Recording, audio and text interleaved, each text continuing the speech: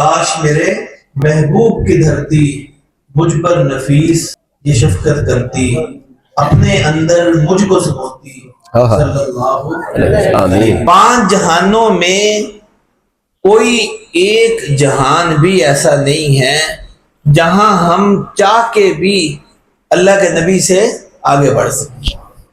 بھائی یہ بات میں نے آپ کو سمجھانی ہے کہ پانچوں جہانوں میں کوئی جہان ایسا نہیں ہے جہاں ہم کوشش کر کے بھی اللہ کے نبی سے آگے بڑھ سکیں۔ جب ہم بڑھ نہیں سکتے تو ہم اپنی حد میں رہیں۔ ایڑیاں اٹھانے سے قد نہیں بڑھتے، ایڑیاں اٹھانے سے قد نہیں بڑھتے، میرے رقیب سے کہو کہ وہ اپنی حد میں رہیں۔ ہم اپنی حد میں رہیں۔ وہ حد کیا ہے کہ اللہ اور اللہ کے رسول نے جہاں روک دیا وہاں رک جانا ہے، جو کرنے کا حکم دیا ہے وہ کرنا ہے۔ سمجھ میں آیا تو ہمارے اوپر اللہ کا فضل ہو گیا۔ اگر ہماری سمجھ میں نہیں آ رہا تو ہماری عقل کمزور ہے، ناقص ہے، اللہ کے دین میں کمی۔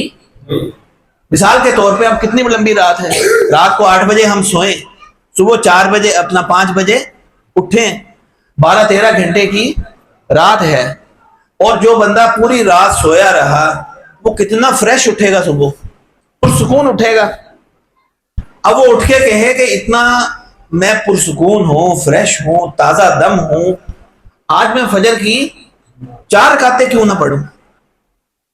مولوی صاحب کہیں، قاری فتح محمد صاحب تھے، وہ اسلام آباد میں ایک مسجد میں امامت کرتے تھے۔ وہ گئے اپنے گاؤں واپس بٹگرام، انہوں نے جا کے دیکھا کہ لوگ جو ہیں وہ اذان میں اپنی طرف سے انہوں نے، مطلب اذان تو ختم ہوتی ہے لا الہ الا اللہ پہ، مؤذن ایسے لا الہ الا اللہ کہہ کے تھوڑی دیر بعد محمد رسول اللہ کہہ دیا۔ اب جو نماز شروع ہوئی تو اس نے تکبیر تحریمہ کہی، تو تکبیر تحریمہ میں اس نے کہا اللہ اکبر لا الہ الا اللہ، تھوڑا سا پھر کہہ دیا محمد رسول اللہ۔ انہوں نے محسوس کر لیا کہ یہ مؤذن اپنی طرف سے اضافہ کر رہا ہے۔ انہوں نے مغرب کی نماز پڑھائی 5 رکعتیں۔ کتنی رکعتیں ہوتی مغرب میں؟ مغرب میں کتنی رکعتیں ہوتی؟ 3۔ انہوں نے کتنی پڑھائی؟ بہت بڑے قاری صاحب۔ جب سلام پھیرا تو سارے نمازی کھڑے ہو گئے، حضرت مغرب کی 5 رکعتیں کہاں سے ہو گئی؟ انہوں نے کہا جہاں سے اذان لمبی ہوئی ہے وہاں مغرب کی نماز بھی لمبی ہوگی۔ تم نے اذان اور تکبیر لمبی کر دی، میں نے مغرب کی نماز لمبی کر دی۔ تم عشاء میں اذان مختصر کر دو، میں عشاء مختصر کر دوں گا، ورنہ میں عشاء کی 8 رکعتیں پڑھا دوں گا۔ سمجھ آ گئی بات کے جہاں اللہ نے روکا، جہاں اللہ کے حبیب صلی اللہ علیہ وسلم نے روک دیا، اس سے آگے نہیں بڑھنا۔ پہلا جہان کون سا ہے؟ عالم ارواح کا۔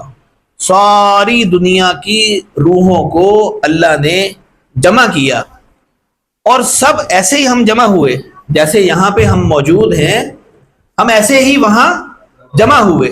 یہاں کون کس کے ساتھ بیٹھا ہے ہمیں ہفتہ، 10 دن، 15 دن، مہینہ یاد رہے گا، بہت ذہین ہوا تو سال یاد رہے گا، بہت زیادہ کسی کا آئی کیو اچھا ہوا تو وہ 15 سال یاد رکھ لے گا کہ اس دن جب جلسہ ہوا تھا میرے ساتھ کون بیٹھا تھا۔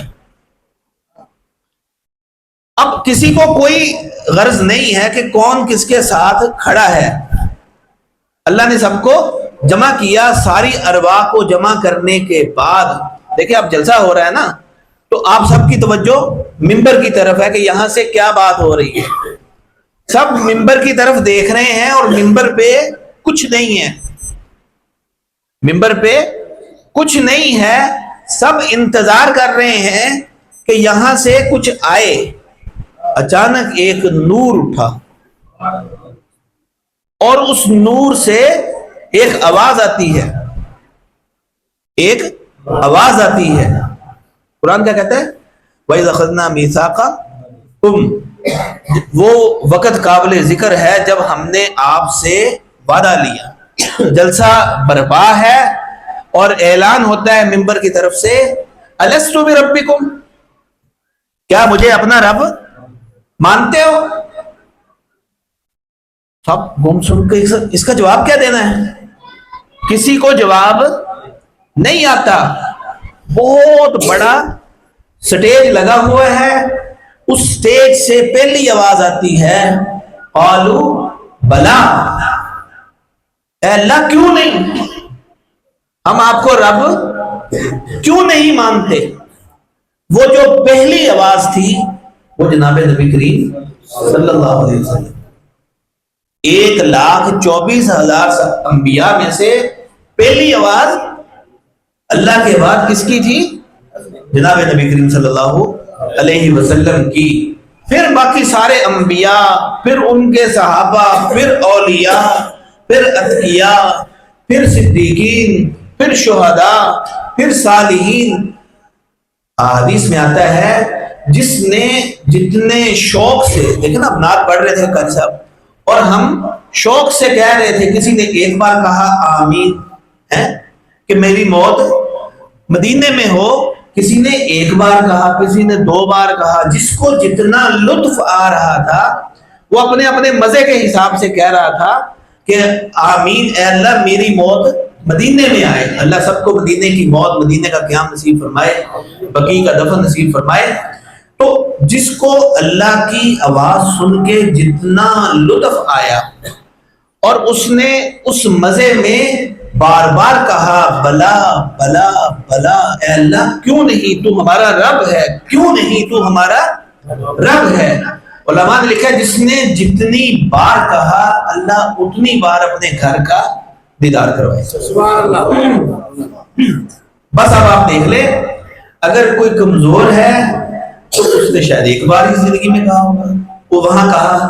کسی نے بار بار کہا. ہمارے حضرت مفتی صاحب رحمۃ اللہ علیہ کے بارے میں مولانا شاہ سواد صاحب فرمایا کرتے تھے کہ مفتی صاحب نے تو شاید تسبیح پکڑ لی تھی, ہر سال عمرے پہ جا رہے ہیں, اللہ ہم سب کو بار بار لے کے جائے. تو ہم نے وہاں عہد کیا. سب سے پہلے کس نے کہا؟ نبی کریم صلی اللہ علیہ وسلم نے. آپ نے کہا, گویا سب کو آواز مل گئی کہ یہ جواب دینا ہے. اب کوئی آگے بڑھتا تو وہ پہلے کہہ دیتا. جس کو اللہ نے مقام دینا ہے اللہ نے اس کو زبان بھی دی, کلام بھی دیا, جواب بھی دیا, یہاں یہ بات کہنی ہے. اب اگلا جہان ہے